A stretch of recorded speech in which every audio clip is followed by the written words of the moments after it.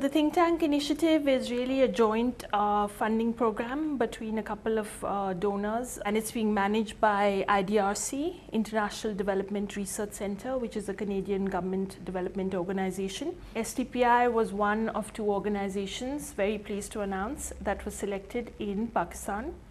And the idea is that you produce local knowledge that is owned and produced by scholars who are located in these countries. So I think it's quite an innovative idea because donors have not often funded these kinds of institutional core support grants. SDPI is a very dynamic organization. It's got great leadership. Historically, it's a very well-known organization. Innovative ideas like a web TV, which is very cutting edge.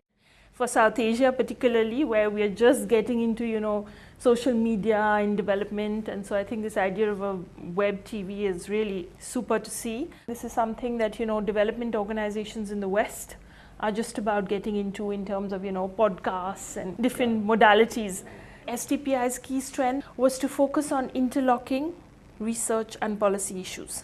Of course, when you have researchers and voices that are based in the country that they're talking about, there is a sense of ownership, there is a sense of being in touch with the ground realities. There are a lot of other interested communities, be they development organizations or governments or in other regions and countries. The fact that they turn to SDPI for knowledge in which they frankly have a comparative advantage. This idea of economic bulletin that picks up on key policy and government issues that I understand are sort of seen as important in the country in the time. And I think the economic bulletin is maybe for an audience that's quite different to the books or journal articles that you produce. The key words that come to mind when I think of SDPI is really that it's quite a dynamic organization and it's very young. And by young, I don't mean like in age, but I just feel the kind of the outlook it has as an institution, its openness, its kind of flexibility.